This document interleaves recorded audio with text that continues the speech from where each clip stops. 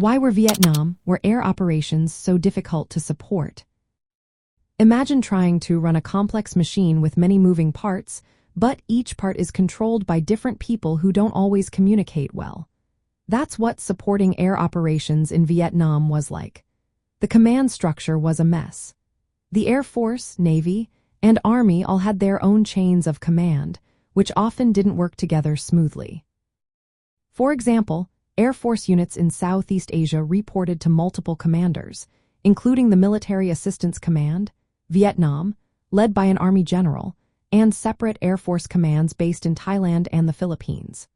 The Navy's air operations were managed independently through the Pacific Fleet, making coordination even harder. Adding to the confusion, U.S. ambassadors in Thailand and Laos had influence over some operational decisions. All these overlapping chains of command caused delays and made planning difficult. Politically, the United States was cautious about how far it could go.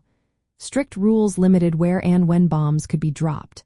Campaigns like Operation Rolling Thunder had restrictions to avoid provoking China or the Soviet Union. For example, no strikes near Han, Haiphong, or international borders were allowed. These restrictions meant pilots couldn't always hit their targets effectively. The slow escalation gave North Vietnam time to improve defenses, like deploying surface-to-air missiles and anti-aircraft guns. These defenses made it dangerous for U.S. aircraft, especially over the north. Pilots had to follow tight rules of engagement, which sometimes meant they couldn't complete their missions or had to abort to avoid friendly fire or enemy fire. The environment itself was tough. Vietnam's dense jungles and tall mountains made flying and targeting hard. Bad weather, such as heavy rain and fog, often grounded aircraft or made navigation tricky. Forward airstrips were in poor condition, and crowded airspace with helicopters and tactical planes increased the risk of accidents. Bases like Tan Son Nhut Air Base faced congestion, which slowed down operations and required upgrades to infrastructure and new routes to keep everything moving smoothly. Enemy defenses were also a major obstacle. North Vietnam had built a sophisticated network of radar-guided surface-to-air missiles, anti-aircraft guns, and fighter interceptors. These defenses shot down many U.S. aircraft, especially during missions over the north.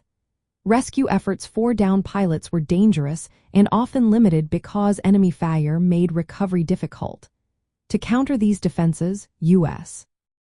aircraft used electronic jamming and anti-radar missiles, but these tactics added layers of complexity to support missions.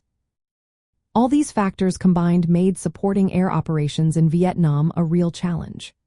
Fragmented command systems, political restrictions, tough terrain and weather, congested airspace, and a strong enemy air defense network meant that even with advanced technology, U.S. airpower faced many hurdles.